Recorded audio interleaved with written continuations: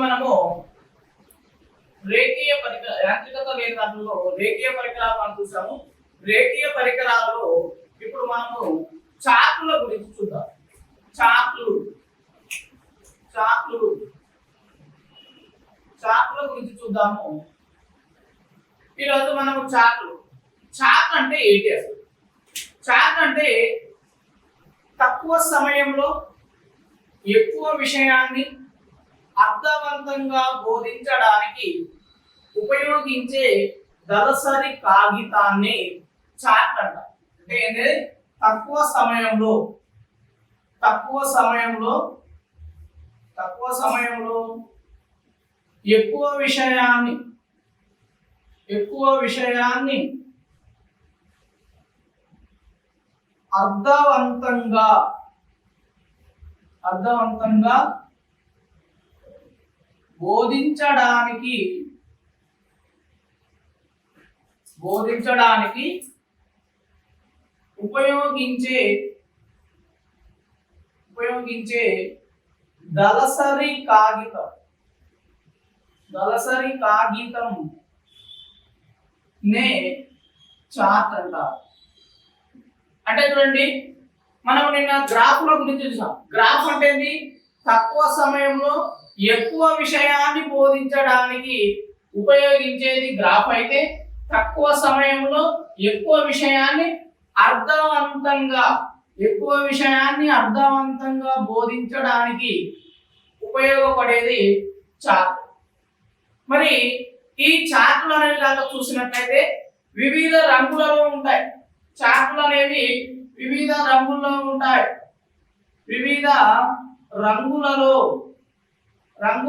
ఉంటాయి. చార్టులు వివిధ రంగుల్లో ఉంటాయి. మరి ఇవి కొలతలు కనుక చూసినట్లయితే 90x60 కొలతలతో ఉంటాయి. వీటి యొక్క చార్ట్ యొక్క కొలతలు 90x60 కొలతలు ఉంటాయి. అంటే 90 పొడవు, 60 వెడల్పు, ఇలా కొలతలతో ఉండి వివిధ రంగుల్లో ఉండేవి చార్టులని. మరి ఈ చార్టులు అనేవి కనుక చూసినట్లయితే, మరి చార్టుల పైన మనం ఏం చేస్తామంటే, ఏదైనా ఒక చార్టును ఉపయోగిస్తున్నప్పుడు ఒక విషయాన్ని మాత్రమే తెలియచేయాలి. ఒక విషయం గురించి మాత్రమే తెలియాలి. ఫర్ ఎగ్జాంపుల్, విసర్జక వ్యవస్థ మాత్రమే ఉండాలి. ఈ విసర్జక వ్యవస్థ గురించి మాత్రమే తెలియచేయాలి. ఇలా తెలియచేస్తే వాటిని చార్టులు అంటారు. ఈ విధంగా ఒక విషయాన్ని మాత్రమే తెలియచేసేవి చార్టులు. ఈ విధంగా మనకు చార్టులు అంటే ఒక విషయాన్ని మాత్రమే ఎప్పుడైనా చార్టులు మనం తెలియజేస్తున్నామంటే, చార్టు ద్వారా బోధిస్తున్నామంటే ఒక విషయాన్ని మాత్రమే తెలియజేయాలి. మరి చార్టులో చూసినట్లయితే హెడ్ లైన్ కనుక చూసినట్లయితే 5 నుండి 6 సెంటీమీటర్ల పరిమాణంలో ఉండాలి. 5 నుండి 6 సెంటీమీటర్ల పరిమాణంలో అక్షరాలు అనేవి హెడ్ లైన్స్ కనుక చూసినట్లయితే అక్షరాలు 5 నుండి 6 సెంటీమీటర్ల పరిమాణం ఉండాలి. తర్వాతకి కీలక పదాలు మూత్రపిండం, మూత్రాశయం, నాళికలు, ఇవి పదాలు మాత్రము 3 సెంటీమీటర్ల నుండి 4 సెంటీమీటర్ల పరిమాణంలో ఉండాలి. చార్టులో చూసినట్లయితే ఒక విషయం గురించి మాత్రమే తెలియజేయాలి. ఇది విసర్జక వ్యవస్థ గురించి చెప్తున్నాం కాబట్టి విసర్జక వ్యవస్థ గురించి మాత్రమే ఉంది. దీని మీద హెడ్లైన్ టాపిక్ పేరు పాఠం పేరు 5 నుండి 6 సెంటీమీటర్ల పరిమాణంలో ఉండాలి. మిగతా పదాలు అనేవి 3 నుండి 4 సెంటీమీటర్ల పరిమాణంలో ఉండాలి. ఈ చార్ట్ మీద మిగతా పదాలు హెడ్ లైన్స్ కాకుండా. నెక్స్ట్ కీలక పదాలను మాత్రమే రాయాలి. కీలక పదాలను మాత్రమే రాయాలి. అంటే చార్ట్ లో మనం అన్ని విషయాలు రాయకూడదు. ముఖ్యమైన పదాలు, కీలకమైనవి అనుకున్న పదాలను మాత్రమే చార్ట్ పైన రాయాలి. ఇది మనకు చార్ట్ అనేది. ఇది అనేక విధాలుగా ఉపయోగించుకోవడానికి ఉపయోగపడుతుంది. అంటే ఏదైనా ఒక విషయాన్ని ఎక్కడికైనా క్షుణ్ణంగా వివరించడానికి అనేక బహు విధాలుగా ఉపయోగపడుతుంది చార్ట్ అనేది. మరి చార్ట్ దాకా చూసినట్లయితే మరి ఉపాధ్యాయుడు చార్ట్లు తరగతి గదిలో అనేక రకాల చార్ట్లను ఉపయోగిస్తాం. ఈ చార్ట్ల మీద చూసినప్పుడు మనకు అనేక రకాలుగా ఉంటాయండి చార్టులు. మరి ఈ చార్ట్ల గురించి చూద్దాము. ఆ చార్ట్లలో రకాలుగా చూసినట్లయితే మనకు చార్ట్ రకాలు చూస్తే ఒక్కొక్క ముఖ్యంగా 8 రకాల చార్ట్లు ఉన్నాయండి. 8 రకాల చార్ట్లు ఉంటాయి. ఒకటి వంశవాళి చార్ట్. వంశవాళి చార్ట్. 2 వృక్ష చార్ట్.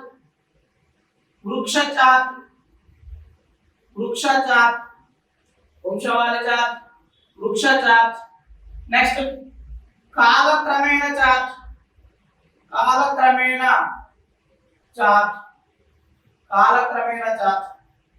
ఉత్పత్తి చార్ట్.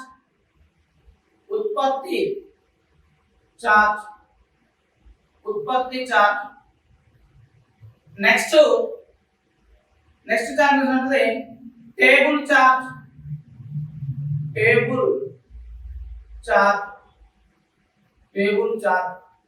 నెక్స్ట్ మడత చార్ట్. నెక్స్ట్ చూసినట్లయితే స్క్రిప్ట్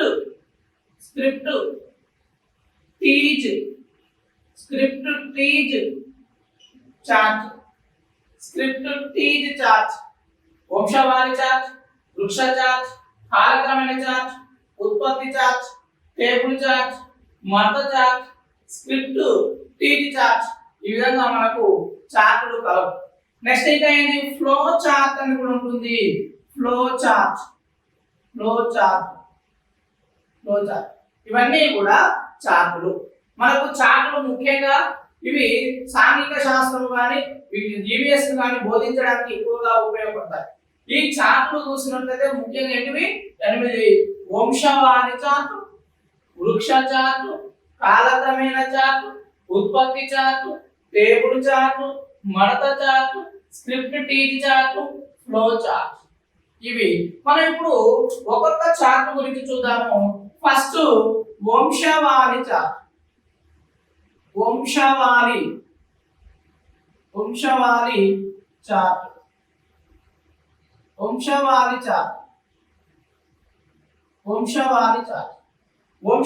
చార్ట్ అంటే ఏదైనా ఒక వంశం యొక్క విధానాన్ని తెలియజేస్తే దాన్ని వంశవాళి చార్ట్ అంటే ఒక వంశము మూలము నుండి చివరి వరకు, ఆ వంశము ప్రారంభం నుండి చివరి వరకు తెలియజేసేది వంశవాళి చార్ట్.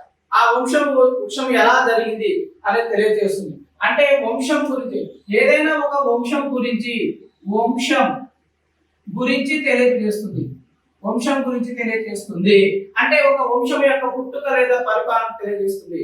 ఈ విధంగా చూద్దాం. ఇప్పుడు ఉదాహరణకి మొఘల్ వంశం చూద్దాం. మొఘల్ వంశం చార్ట్. మొఘల్ వంశంలో చూసినట్టయితే బాబర్, హుమాయూన్. చూడండి, బాబర్, హుమాయూన్, అక్బర్,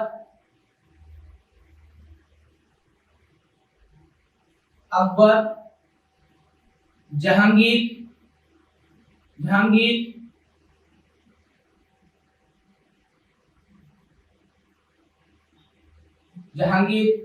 తర్వాత हुमायूं, शाहजहां,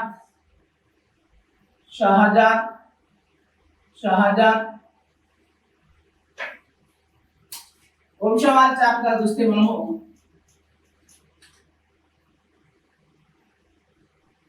మొఘల్ వంశం మొఘల్ వంశం మొఘల్ వంశం బాబర్ బాబర్ తర్వాతకి హుమాయూన్ హుమాయూన్ హుమాయూన్ హుమాయూన్ తర్వాతకి అక్బర్ అక్బర్ అక్బర్ తర్వాతకి జహాంగీర్ జహాంగీర్ జహాంగీర్ జహాంగీర్ తర్వాతకి షాజహాన్ షాజహాన్ షాజహాన్ షాజహాన్ తర్వాతకి ఔరంగజేబ్ ఔరంగజేబ్. ఇది వంశవాళి చార్ట్. అంటే ఒక వంశము యొక్క వృక్షం గురించి తెలియజేస్తున్నాం. అంటే ఈ వంశం అనేది ఇది ఎలా ఉంది అంటే ఇది మొదటివాడు మొదటివాడు మొదటివాడు ఇది చివరివాడు చివరివాడు చివరివాడు. అంటే ఈ వంశం అనేది భారతదేశంని మొఘల్ వంశం పరిపాలించింది. ఆ వంశం యొక్క ప్రారంభం నుండి ముగింపు వరకు ఇలా వరుస క్రమాన్ని కనుక తెలియజేస్తే దాన్ని వంశవాళి చార్టుగా మనము చెప్పవచ్చు. ఇది వంశవాళి చార్ట్. నెక్స్ట్ ఒక వంశ వృక్షం గురించి తెలియజేస్తున్నాం.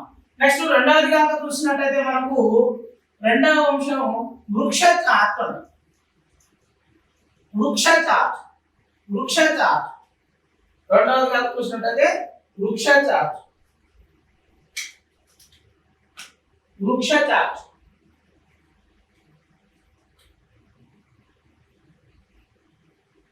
వృక్ష వృక్ష చార్ట్ వృక్ష చార్ట్. వృక్ష చార్ట్ అంటే ఒక ప్రధానమైన విభాగము ఎన్ని శాఖలుగా చేరదు. ఒక విభాగము శాఖలుగా చేరడం ఒక ప్రధానమైన ప్రధాన విభాగం శాఖలుగా చీరడం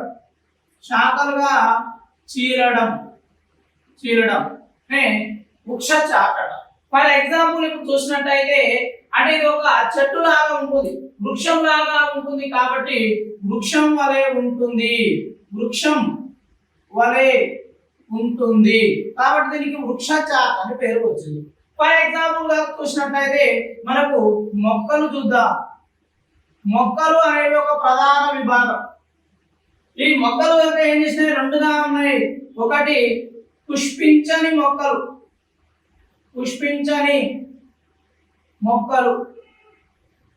ఇక్కడ పుష్పించే మొక్కలు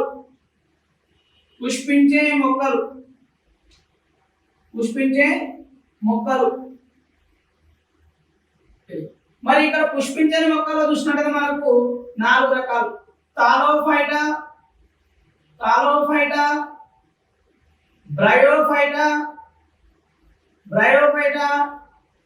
టెరిడోఫైటా,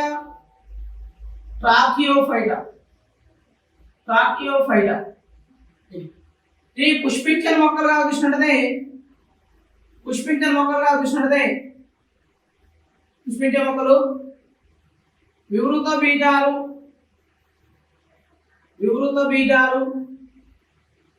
ఆవృత బీజాలు.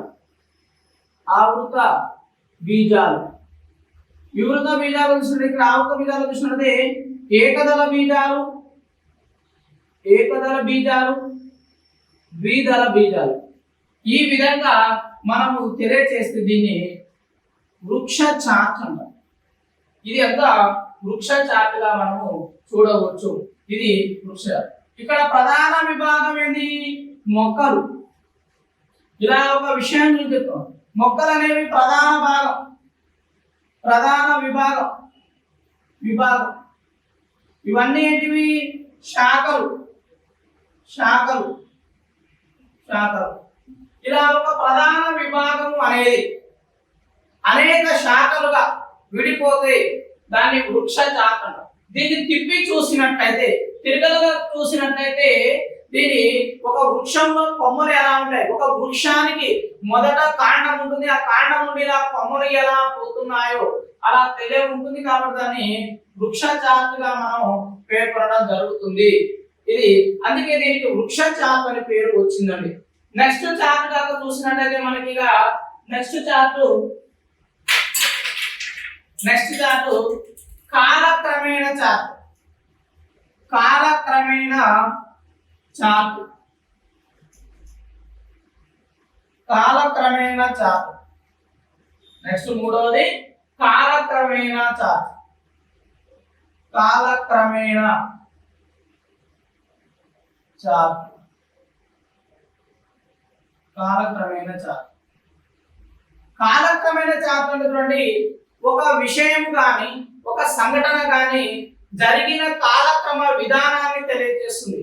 ఒక సంఘటన కావచ్చు, ఒక విషయం యొక్క జరిగిన విధానాన్ని కాలము ఆధారంగా తెలియజేస్తే విషయం యొక్క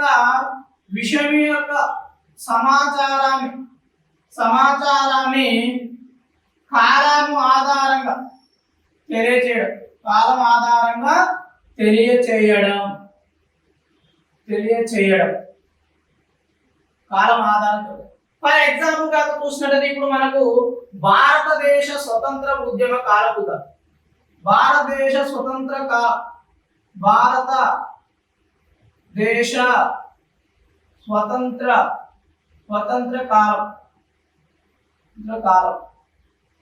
భారతదేశ స్వతంత్ర కాలం అని చూద్దాం. ఇది ఇప్పుడు ఈ చార్ట్ అనుకున్నట్లయితే ఈ చార్ట్ లో మనకు ఒకే విషయం చూస్తున్నాము. ఇది భారతదేశ స్వతంత్ర ఉద్యమ కాలం చూసినట్లయితే మొట్టమొదటిగా చూసినట్లయితే మితవాదులు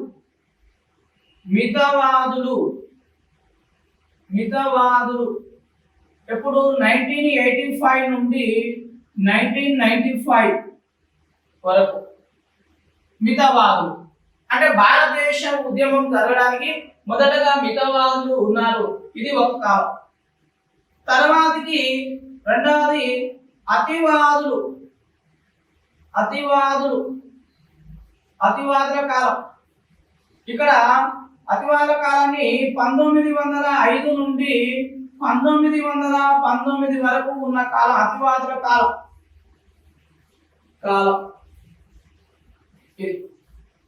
తర్వాతకి భారతదేశ స్వతంత్రం కావాల్సినది గాంధీ యుగం. 1920 నుండి 1947 వరకు గాంధీ కాలంగా పెడుతుంది. అంటే ఇప్పుడు మనం చూడండి, భారతదేశ స్వతంత్ర ఉద్యమం చూసినట్టయితే ఈ విధంగా మనకు కాలం అవుపడుతూ ఉంటుంది. ఇది అంటే మనకు స్వతంత్రం వచ్చింది. భారతదేశ స్వతంత్రం కోసము ఎంతో మంది ఉద్యమాలు చేశారు, ఎంతో మంది స్వతంత్రం కోసం పోరాటం చేశారు. అలా పోరాటం చేసినప్పుడు వివిధ కాలాలు ఉన్నాయి. మొట్టమొదటిగా మితవాదుల కాలంగా పిలుస్తాం. మితవాదులు అంటే శాంతియుతంగా వీళ్ళు బ్రిటిష్ వారికి తమ యొక్క విన్నపాన్ని తెలియజేయడము మితవాదుల కాలం. ఎప్పటి వరకు? 1985 నుండి 1905 వరకు భారతదేశ స్వతంత్ర ఉద్యమాన్ని మొత్తం కూడా మితవాదుల కాలంగా మనం పిలుస్తాం. మితవాదుల తర్వాతకి అతివాదులు వచ్చారు. అంటే వీళ్ళు విప్లవాల ద్వారా, చంపడం ద్వారా, తిరుగుబాటు చేయడం ద్వారా, కాల్చడం ద్వారా బ్రిటిష్ వాళ్ళని చేస్తున్నారు. ఈ కాలం ఎప్పుడు? 1905 నుండి 1919 వరకు ఉన్నది. కాబట్టి ఇక్కడ ఎక్కువగా విప్లవాలు వచ్చాయి కాబట్టి తిరుగుబాటు చేశారు. కాబట్టి వీళ్ళని అతివాదుల కాలంగా మనం పిలవచ్చు. అతివాదుల తర్వాతకి గాంధీ యుగం. భారతదేశానికి గాంధీజీ 1919లో రావడం జరిగింది. 1919లో వచ్చిన తర్వాతకి ఇక్కడ ఆయన స్వతంత్ర ఉద్యమంలో 1920 నుండి 40 వరకు గాంధీజీ స్వతంత్రం కోసం నాయకత్వం వహించాడు. అంటే 1920 నుండి 47 వరకు కూడా భారతదేశ స్వతంత్ర ఉద్యమం అనేది గాంధీజీ యొక్క ఆధ్వర్యంలో జరిగింది. కాబట్టి దీన్ని గాంధీ యుగంగా మనం చెప్తున్నాం. ఇంత భారతదేశానికి స్వతంత్రం 47లో వచ్చింది. కాబట్టి ఇది స్వతంత్ర ఉద్యమ కాలము. కాబట్టి దీన్ని కాలక్రమేణా తెలుపుతాం. అతివాదులు, మితవాదులు, గాంధీ యుగంలో. మన తెలంగాణ కూడా చూసినట్టయితే చూడండి, 69 మొదటి ఉద్యమము, రెండవ ఉద్యమము 2001, తర్వాతకి పునర్వ్యవస్థీకరణ 2009, 2014లో మనకు ఏమవుతుంది, తెలంగాణ రాష్ట్రం రావడం జరిగింది. అంటే 69 ఉద్యమం ఉంది, 2001 ఉద్యమం ఉంది, దానికంటే ముందు 91, 92లో ఉద్యమాలు ఉన్నాయి. ఇవన్నీ జరుగుతూ ఉంటాయి. ఇలా కాలక్రమేణా చెప్పుకుంటూ వస్తే ఇది కాలక్రమేణా చార్టుగా మనం చెప్పాలి. ఒక విషయాన్ని కాలము ఆధారంగా, సమాచారం ఆధారంగా, సంవత్సరాల ఆధారంగా మనం తెలిపితే దాన్ని కాలక్రమేణా చార్టుగా మనం చెప్పవచ్చు. ఇది కాలక్రమేణా చార్ట్. నెక్స్ట్ గా 4వ చార్ట్ గా చూసినట్లయితే ఉత్పత్తి చార్ట్. ఉత్పత్తి చార్ట్ 4వ చూసినట్లయితే ఉత్పత్తి చార్ట్. ఈ ఉత్పత్తి చార్ట్ చూసినట్లయితే 4వది ఉత్పత్తి చార్ట్. ఉత్పత్తి చార్ట్. ఉత్పత్తి చార్ట్ అంటే ఏదైనా ఒక వస్తువు తయారయ్యే విధానాన్ని తెలియజేసేది.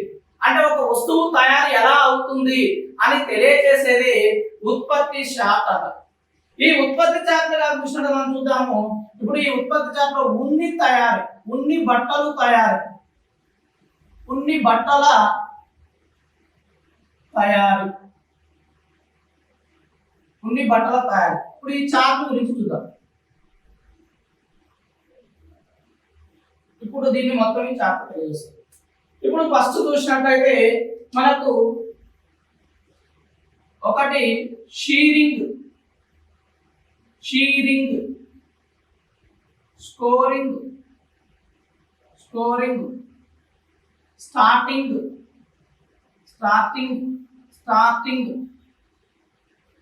Starting, sorting, dyeing, bleaching, bleaching, bleaching, bleaching, dyeing, dyeing, dyeing, carding, carding, carding.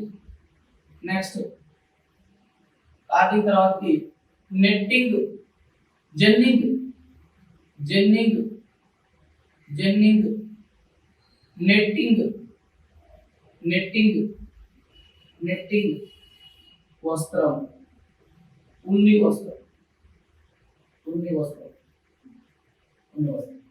అంటే ఇక్కడ ఉత్పత్తి అయిన షీరింగ్ చేస్తారు, స్కోరింగ్ చేస్తారు, స్టార్టింగ్ చేస్తారు, బ్లీచింగ్ చేస్తారు, డైవింగ్ చేస్తారు, జెన్నింగ్ చేస్తారు, నెట్టింగ్ చేస్తారు.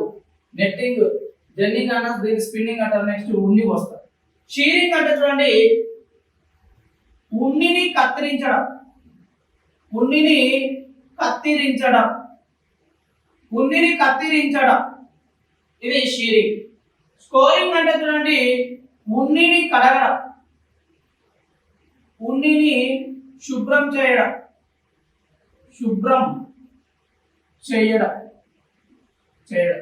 స్టార్టింగ్ అంటే వేరు చేయడం, వేరు చేయడం, వేరు చేయడం. బ్లీచింగ్ అంటే బ్లీచింగ్ చేయడం, వర్ణరహితం, బ్లీచింగ్, బ్లీచింగ్, బ్లీచింగ్ అంటే వర్ణరహితంగా చేయడం, వర్ణరహితంగా చేయడం. నెక్స్ట్ డైయింగ్ అంటే రంగులు అద్దడం, రంగులు వేయడం, వేయడం. కార్డింగ్ అంటే దువ్వడం, దువ్వడం, దువ్వడం. జెన్నింగ్ అంటే అల్లడం, జెన్నింగ్ అంటే కురిపెట్టడం, కురిపెట్టడం, కురిపెట్టడం అంటే దారం తయారు చేయడం, దారము తయారు చేయడం. నెట్టింగ్ అంటే అల్లడం, అల్లడం. నెక్స్ట్ నెట్టింగ్ తర్వాతకి ఉన్ని వస్త్రం తయారు, అల్లుతుంటే ఉన్ని వస్త్రం తయారవుతుంది, వస్త్రం తయారవుతుంది. ఈ విధంగా ఉన్ని బట్టలు ఎలా తయారవుతున్నాయో మనం చూస్తున్నాం. ఇది ఉత్పత్తి చార్ట్. అంటే ఒక వస్తువు ఎలా ఉత్పత్తి చేయబడుతుంది, ఏ ముడి పదార్థం నుండి ఏ ముడి పదార్థంగా తయారవుతుంది, ప్రారంభం నుండి ముగింపు వరకు ఆ వస్తువు తయారయ్యే విధానాన్ని మనము తెలియజేస్తున్నాం. కాబట్టి ఇలా తెలియజేస్తే దీన్ని ఏమంటారు, ఉత్పత్తి చార్ట్. మనం ఇక్కడ ఏ చార్ట్ చూపించాము, ఓన్లీ ఉన్ని దుస్తులకు సంబంధించిన విషయాలను మాత్రమే చెప్పారు. కాబట్టి దీన్ని ఉత్పత్తి చార్ట్ గా చెప్పవచ్చు. చార్ట్ అంటేనే మనం చెప్పాం, ఏదైనా ఒక విషయం గురించి మాత్రమే చెప్పేది చార్ట్. ఈ విధంగా మనకు ఉత్పత్తి చార్ట్ తెలియజేస్తుంది. నెక్స్ట్ గా చూసినట్లయితే మనకు table chart. Table chart, table chart. ఐదవది కనుక చూసినట్లయితే table chart.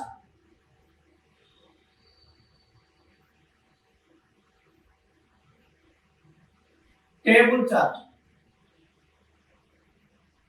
Table chart. Table chart అంటే ధరలను కానీ మరి కొన్ని విషయాలను వివిధ భాగాలుగా తెలియజేయడం.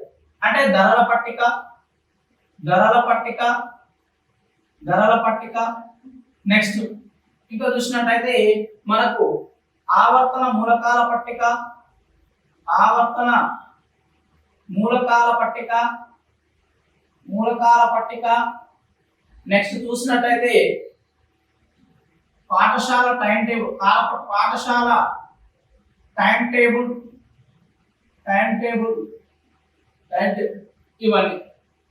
నెక్స్ట్ అంటే వివిధ అంశాల గురించి ఒక టేబుల్ మాదిరిగా తెలియజేస్తే దాన్ని ఇప్పుడు ఉదాహరణ చూద్దాము. కూరగాయల ధరలు, కూరగాయల ధరలు అంటే వివిధ అంశాలను ఒకేసారి తెలియజేస్తూ ఉంటాం.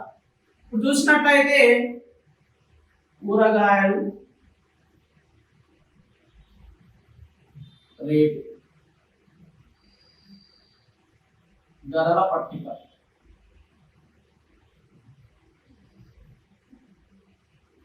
ధరల పట్టిక. ఇప్పుడు చూద్దాం ఈ రోజు ఏమున్నాయి. సపోజ్ ఈ రోజు డేట్ చూసినట్లయితే 14/6/2001. ఈ రోజు మనకు కూరగాయలు ఏమేమి రేట్లు ఉన్నాయంటే ఉదాహరణకి దోసకాయ,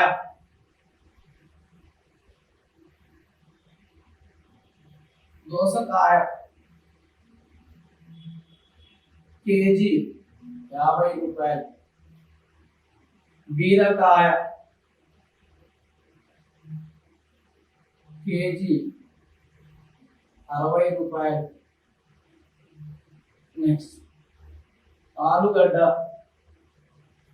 ఆలుగడ్డ కేజీ 40 రూపాయలు. బెండకాయ, టమాటా, టమాటా కేజీ 100 రూపాయలు. ఈ విధంగా మనకు ధరల పట్టిక అని తెలియజేస్తారు. అంటే వివిధ అంశాలను కలిపి ఒకే చోట తెలియజేయడం జరుగుతుంది.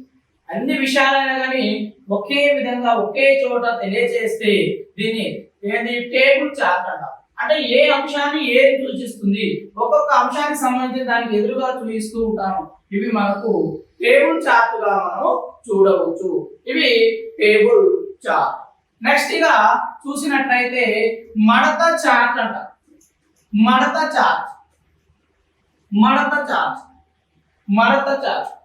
ఆరవది మడత చార్ట్, మడత చార్ట్, మడత చార్ట్. మడత చార్ట్ అంటే చూసినట్లయితే చూడండి, ఇది మడతడానికి అనుకూలంగా ఉంటుంది. దీన్ని చూసినట్లయితే మనకు సాధారణంగా స్ప్రింగ్ చార్ట్ అని కూడా అంటారు.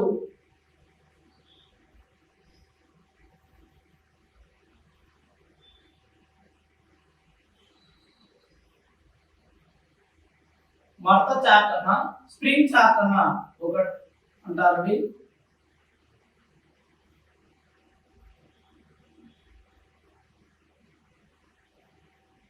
ఇది చార్ట్. ఇక్కడ ఏముంటుంది అంటున్నారండి, ఇది మడత చార్ట్ అంటే మడవడానికి అనుకూలంగా ఉంటుంది. మడత మడత చేయడానికి చేయవచ్చు, మడత చేయవచ్చు. ఇది ఒకటి. నెక్స్ట్ స్ప్రింగ్ చేత బంధించుంటుంది కాబట్టి స్ప్రింగ్ చేత బంధించబడి బంధించబడి ఉంటుంది కాబట్టి స్ప్రింగ్ చార్ట్ అంట. స్ప్రింగ్ చేత బంధించబడి ఉంటుంది, దీన్ని స్ప్రింగ్ చార్ట్ అంటాం. ఇక్కడ ఏముంటాయంటే సాధారణంగా ఒక వైపు ఇక్కడ చిత్రాలు ఉంటాయి,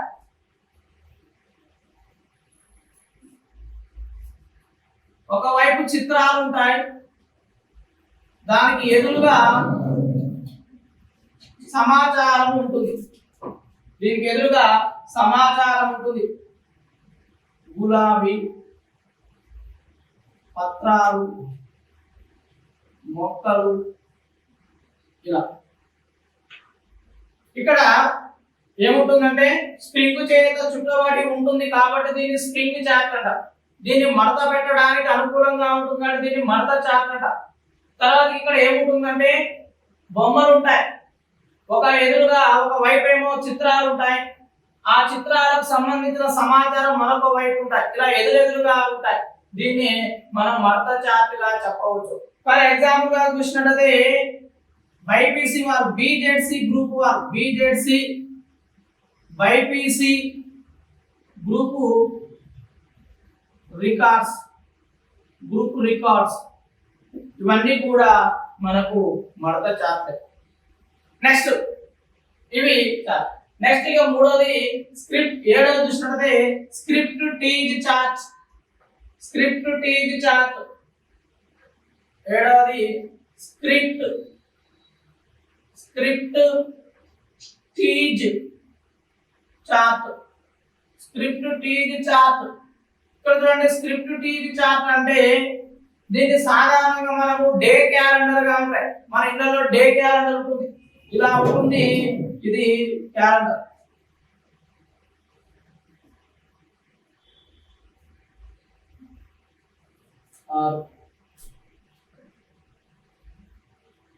ఈ విధంగా మనకు తేదీ ఉంటుంది.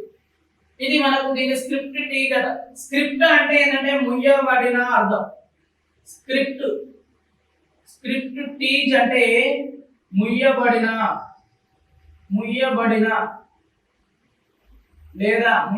లేదా ముసుగు వేయడం అని అర్థం. ముయ్యబడిన స్క్రిప్ట్ టీజ్ అంటే ముయ్యబడిన లేదా ముసుగు వేయడము అని అర్థం అండి. ఇది ఏం చేస్తుందంటే దీన్ని సాధారణంగా డే క్యాలెండర్ మనం అంటాం. డే క్యాలెండర్ గా మనం చూడవచ్చు. మరి ఇది ఏమిటికి ఉపయోగపడుతుందంటే సైనికులకు శిక్షణ ఇవ్వడానికి, సైనికులకు శిక్షణలో ఉపయోగిస్తారు. ఈ స్క్రిప్ట్ టీ చార్ట్ ని సైనికులలో శిక్షణ ఇవ్వడానికి ఉపయోగిస్తారు. దీన్ని ఏం చేస్తుంటే ప్రతిరోజు కూడా పేజీని తీసివేయడం జరుగుతుంది, పైన ఉన్న పేజీని ప్రతిరోజు చించివేయడం జరుగుతూ ఉంటుంది. ఇది స్క్రిప్ట్ టీ చార్ట్. మరి దీని వల్ల ఏమవుతుందంటే విద్యార్థులలో కుతూహలాన్ని చాలా ఇంపార్టెంట్ అండి. కుతూహలాన్ని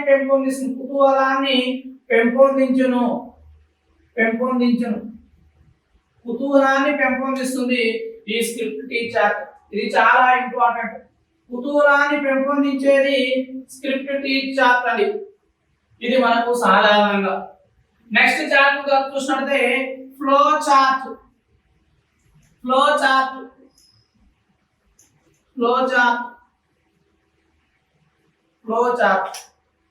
నెక్స్ట్ ఎనిమిదవది ఫ్లో చార్ట్.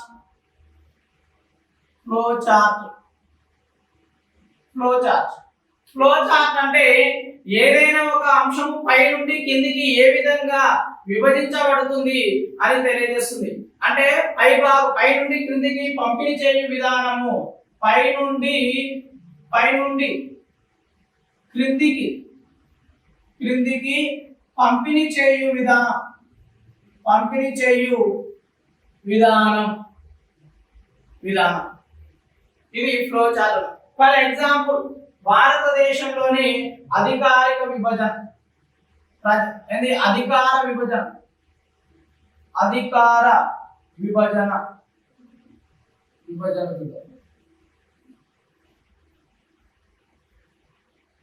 ఇప్పుడు చూద్దాం. ఫస్ట్ కేంద్ర ప్రభుత్వం కేంద్ర ప్రభుత్వం, కేంద్ర ప్రభుత్వం నుండి ఎక్కడికి వస్తుంది? రాష్ట్ర ప్రభుత్వం, రాష్ట్ర ప్రభుత్వం, రాష్ట్ర ప్రభుత్వం, రాష్ట్ర ప్రభుత్వం నుండి ఎక్కడికి? జిల్లా ప్రభుత్వం, జిల్లా, జిల్లా నుండి మండల, మండలం, మండలం నుండి గ్రామం, గ్రామం. ఈ విధంగా అధికార విభజన అనేది జరుగుతూ ఉంటుంది.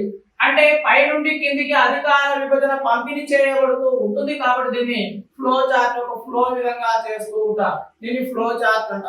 ఈ విధంగా మనకి అధికారిక విభజన తెలియజేస్తూ ఉన్నదాన్ని ఫ్లో చార్ట్ అంటారు. ఇప్పుడు ఇవి మనకు చార్ట్ అండి.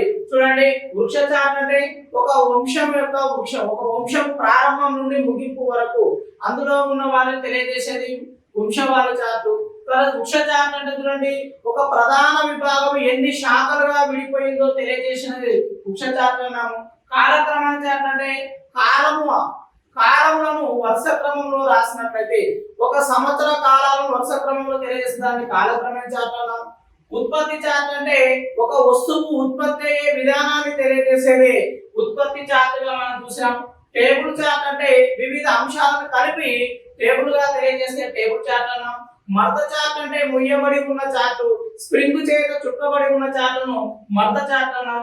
స్క్రిప్ట్ టీ చార్ట్ అంటే ఇది డే క్యాలెండర్, ఇది సైనికులకు శిక్షణలో ఉపయోగపడుతుంది. ఇది చాలా ఇంపార్టెంట్. స్క్రిప్ట్ టీజ్ అంటే ఏంటంటే ముసుగు వేయబడిన లేదా కప్పి ఉంచబడిన అని అర్థం అండి.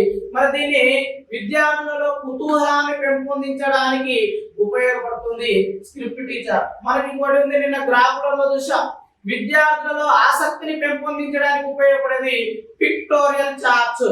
దాన్ని సచిత గ్రాఫ్లు, సచిత గ్రాఫ్, పిక్టోరియల్ గ్రాఫ్ అన్నా, సచిత గ్రాఫ్ అన్నా, మూర్త గ్రాఫ్ అన్నా ఒకటే. అది ఆసక్తిని పెంపొందిస్తుంది. ఎందుకు? చిత్రాలు ఉంటాయి కాబట్టి ఆసక్తి పెంపొందిస్తుంది.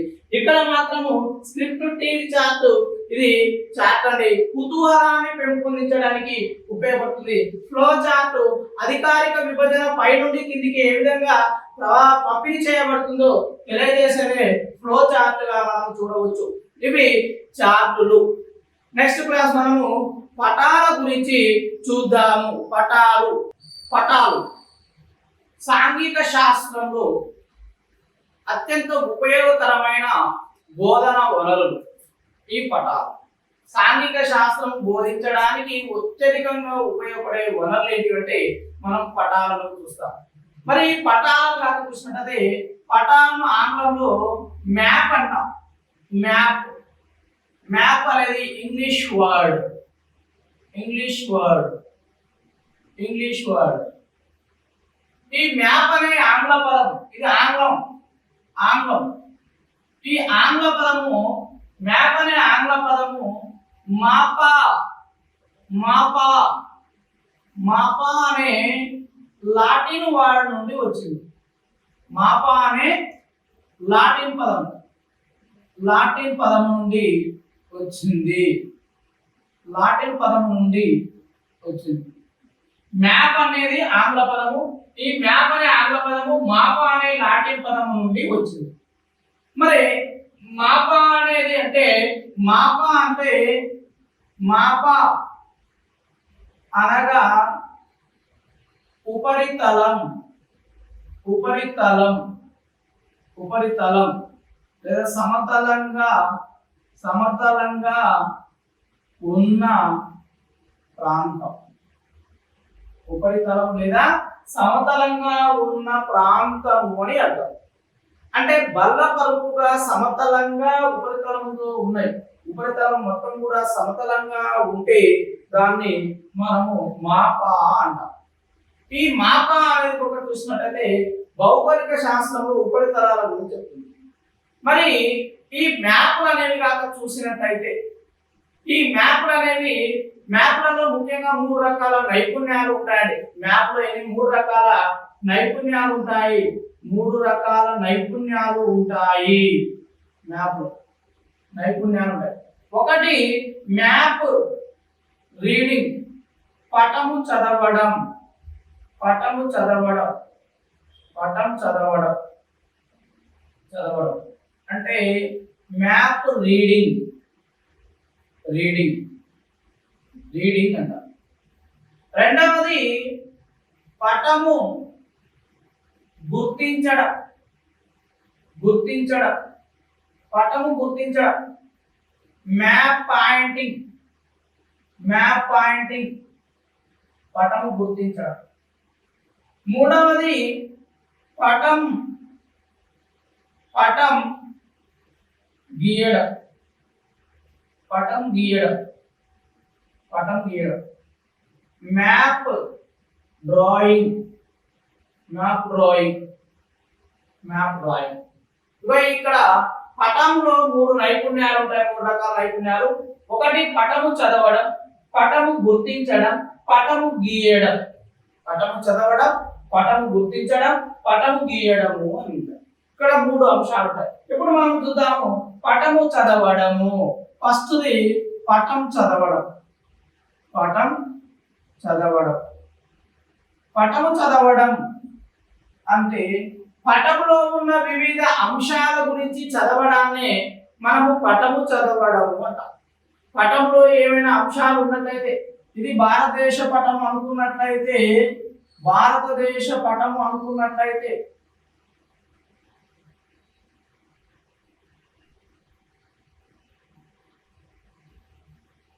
ఇది భారతదేశ పటం అనుకున్నట్లయితే ఈ భారతదేశ పటమును చదవడం.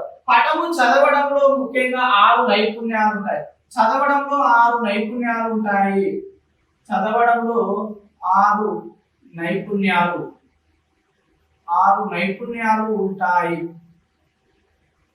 6 నైపుణ్యాలు. ఒకటి ఏంటిదంటే దూరం గుర్తించడం. దూరం గుర్తించడం దూరం గుర్తించడం దూరాన్ని గుర్తించాలి. ఎంత దూరం ఉంది? ఇప్పుడు ఉదాహరణకి ఇక్కడ నుండి కాశీ నుండి కన్యాకుమారి, కాశీ నుండి కన్యాకుమారి వరకు దూరం ఎంత అని చూస్తారు.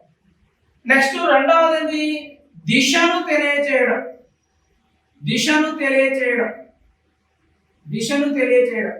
డైరెక్షన్. అంటే ఇక్కడ ఉత్తరం, దక్షిణం, తూర్పు, పడమర ఇలా దిశలను తెలియచేయడం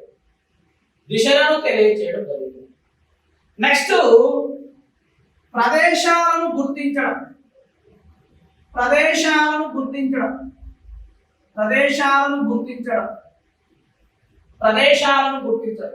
అంటే ఇక్కడ చూడండి హిమాలయ పర్వతాలు, ఇక్కడ మధ్య భారతదేశం, ఇక్కడ ఈశాన్య భారతదేశం, ఇక్కడ ఆంధ్రప్రదేశ్, గుజరాత్, కర్ణాటక, ఇట్లా ఏపీ. ప్రదేశాలను గుర్తించడం అంటే ఏపీని గుర్తించడం. తర్వాతకి గుర్తులను చిహ్నాలను తెలియచేయడం. ఏమైనా సింబల్స్ ఆకుపచ్చ రంగులోను, నెక్స్ట్ పర్వతాలు గాను ఇలా తెలియచేయడం. నెక్స్ట్ చూసినట్లయితే సంకేతాలు ఉపయోగించడం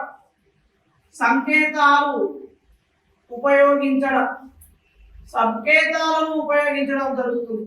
పటాలను చదువుతున్నామంటే సంకేతాలను ఉపయోగించడం జరుగుతూ ఉంటుంది. నెక్స్ట్ ఉనికిని గుర్తించడం.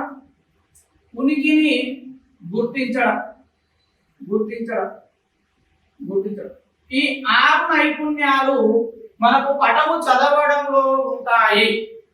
మనకు 6 నైపుణ్యాలు ఉంటాయి.